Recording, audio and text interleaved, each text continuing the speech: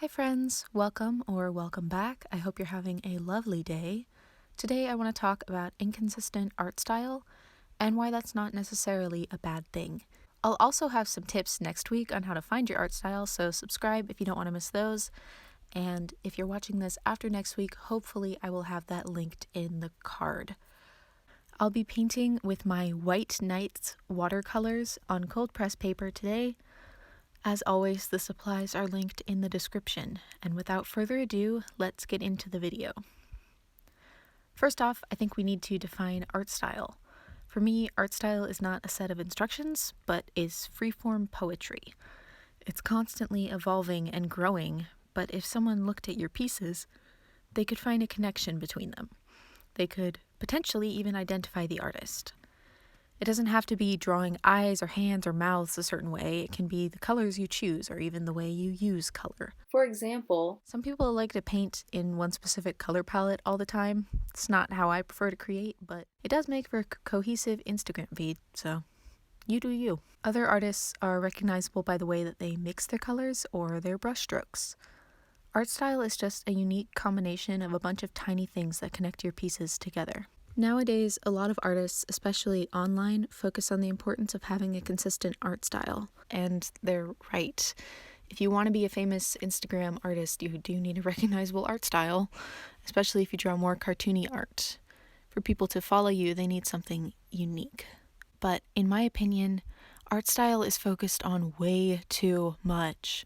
And yes, I see the irony of that statement, considering that I'm making a video on art style. But just bear with me, okay?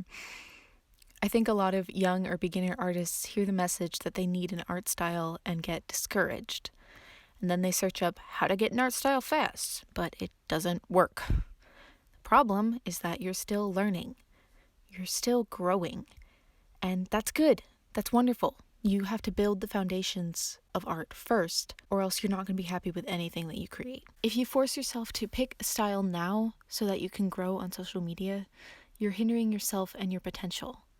Don't let social media run your art. As artists, we should constantly be exploring and growing and trying new things. Your art style is not going to stay the same for years. It's always going to be changing, and that's okay. In my own example, I thought I was one of those realistic pencil portrait artists.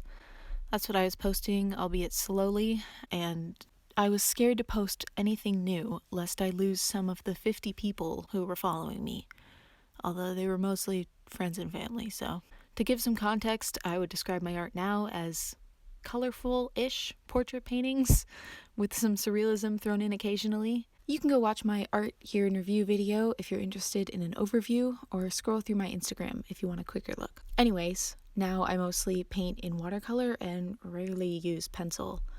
I also don't strive for realism. My portraits don't usually look like the model, and that's on purpose. I love where I am with my art right now. I love how vibrant it is and how much emotion I can portray, but I would have never reached this point had I not taken a chance. And even now, my art is not really that consistent.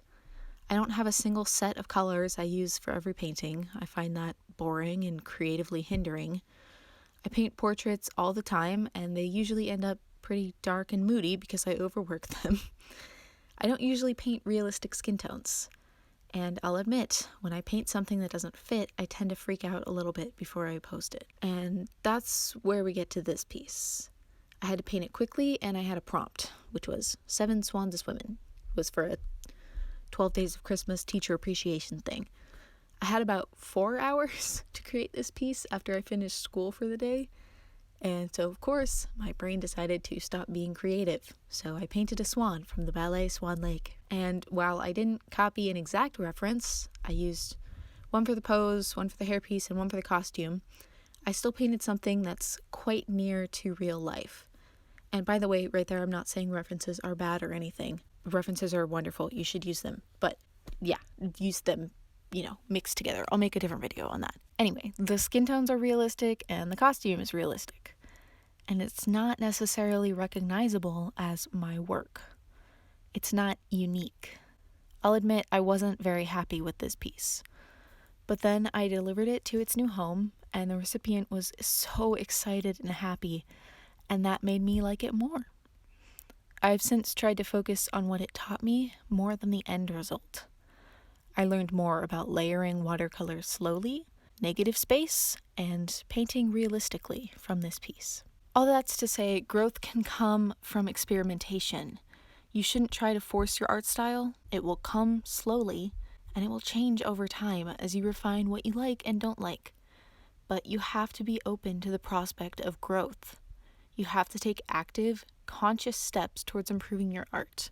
Again, I have a video coming next week with in-depth tips on finding an art style, and by that, I mean creating art that's an amalgamation of everything you like and that represents who you are on the inside. Anyway, before I go further down the rabbit hole of defining art style and raging against the norm, I'm going to say so long, farewell, and I'll see you next week. Bye!